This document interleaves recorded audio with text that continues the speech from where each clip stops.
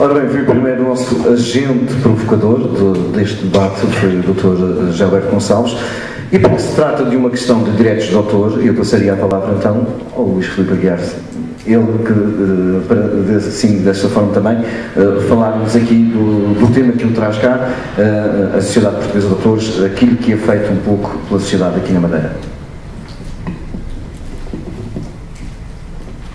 Em primeiro lugar, muito boa tarde, muito obrigado pelo convite, muito obrigado por estarem presentes.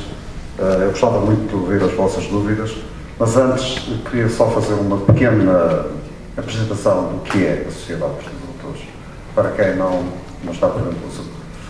A Sociedade Portuguesa de Autores foi criada em 1925 por um grupo de atores teatrais que resolveram, porque as suas obras estavam a ser usadas diariamente, resolveram defendê-las e de forma a que isso funcionasse de uma forma mais célere e mais justa, criaram essa sociedade. Só mais tarde, muito mais tarde, em 1960, volta de 1960, é que se começou a chamar e a designar SPA, Sociedade Portuguesa de Autores, que recentemente sofreu mais uma alteração e passou a chamar-se SPA Autores. Isso tem a ver um bocado com uma certa situação, tanto ou quanto anedótica, que os nossos congêneres europeus diziam que vinham a Portugal para a SPA, porque nós tínhamos uma boa SPA cá, por isso vinham passar férias para a SPA. Mas não foi por isso. Foi por várias razões de ordem técnica e de ordem cibernética, spaautores.pt. Ora, a Sociedade dos Autores, em primeiro lugar, defende os seus sócios, os seus cooperadores, porque a Sociedade dos Autores é uma cooperativa. Qualquer autor é livre de não pertencer a nenhuma sociedade, nem à Sociedade dos Autores, nem a nenhuma das outras 170 sociedades que fazem parte da CISAC, Confederação Internacional de Sociedades de Autores e Compositores.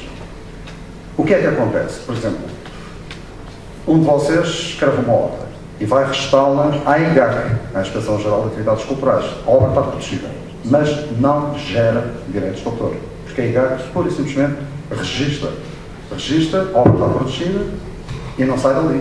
Esse título está protegido e pronto, acabou, está ali guardadinho. Essa obra é sua.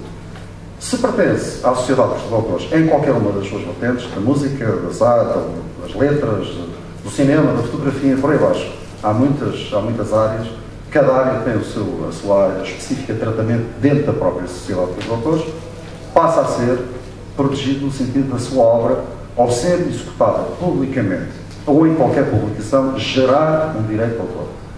Essa gestão é feita de variedíssimas formas, desde a execução pública musical, por exemplo, é uma das que é mais contestada, ou que é mais usada, digamos, à fotografia, ao cinema, e depois, ao passar, há algumas tabelas.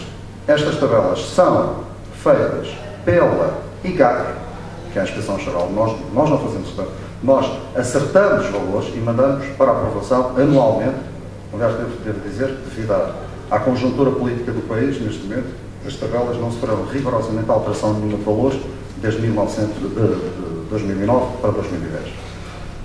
E provavelmente no próximo ano vão se manter, porque, infelizmente, a conjuntura do país não é nada favorável.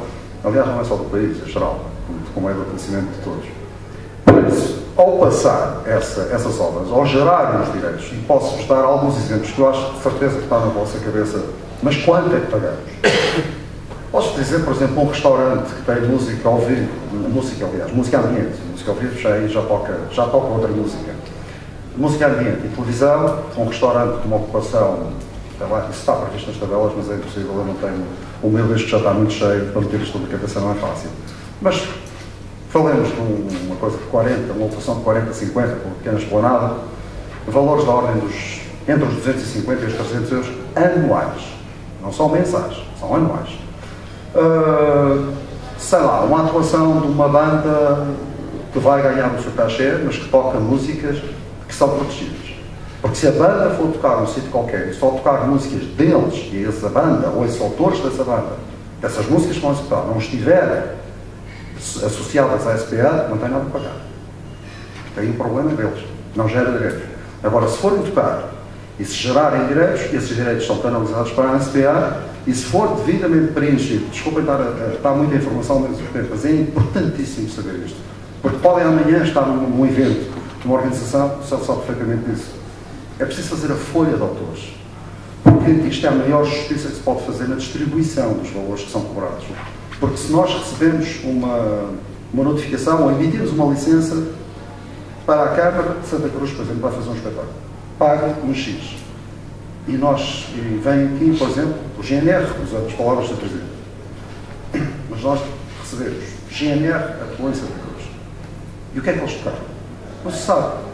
Ok, vamos atribuir ao GNR, mas muitas vezes nem sabemos quem é. Mandamos uma licença, porque dizem, vamos fazer tanto um espetáculo, tal, e não sabemos quem é. O que é que acontece? Esse valor vai para o bolo de cobrança, e depois é dividido igualmente por todos. Ora, esses autores estão a ser altamente prejudicados. É muito importante fazer a folha de música ao vivo, em que se põe o título da música e o autor à frente. Eu sei que está a trabalho, mas é em defesa dos autores. Acho que é muito importante. Neste caso, de música ao vivo. No caso, por exemplo, de karaokes, que está na ordem do dia, é muito importante fazer uma folha. É muito importante dar a informação o que é que se toca. Porque, e aí vamos falar na CISAC. Nós, infelizmente, exportamos muito mais do que importamos. Não é só nas artes. Nós estamos ligados à CISAC, e a CISAC representa 171, se nós metemos a SPA lá, são 170 congêneres mundiais. A Marisa vai atuar a Nova Iorque e a ASCAP americana cobra os direitos e manda para a SPA. Isto é assim que funciona. E funciona bem. O Elton John vem atuar em Portugal. Nós cobramos os direitos do Elton John e mandamos para a PRS da Inglaterra. E a PRS paga ao Elton John ou aos autores, Bernie Taupin, etc, etc, etc. Portanto, é assim que funciona. Há uma teia de interligação mundial de direitos e esses direitos são feitos dessa maneira. Já agora, pegando na questão daquele artigo que saiu, aquele artigo foi altamente empolado e posso-vos dizer que dias depois foi pena não sair outro artigo que dissesse que nada daquilo aconteceu. Houve apenas uma foi atuada e que, curiosamente, até foi o parque que interveio no sentido de defender a SPA e que fez com que as pessoas que lá estavam, que não tinham pedido as licenças atempadamente, as regularizassem no momento. E ficou tudo resolvido. Portanto, houve ali um certo empolamento jornalístico. Mas tudo bem. Adiante, troca o passo. Isso acontece, nós lidamos com esses problemas todos os dias. Posso dizer que, neste momento, a posição da SPA em relação à sociedade consumidora de obras protegidas, ainda esta manhã tive uma reunião com o nosso advogado, são 5 processos na Madeira. O que isto não é nada, se considerarmos que a nível nacional são milhares de processos. E temos processos com pessoas que desafiam constantemente a posição da SPA e que dizem, não, nós não pagamos e achamos que não é justo, não é moral. A lei diz que sim e nós estamos do lado da lei. Nós vamos levar para a frente os processos até o fim. E essas pessoas têm que reconsiderar a sua posição em relação aos direitos de autores. Eu poderia falar 2 horas sobre a sociedade dos autores, porque há imensos aspectos, mas eu gostava de ouvir alguma pergunta concreta. Alguma coisa. Nós ouviríamos primeiro, se calhar. Ok, tudo bem. Porque, à vontade, senão eu vou monopolizar isto, claro. Não, a questão não é esta, a questão é que vamos ouvir toda a gente.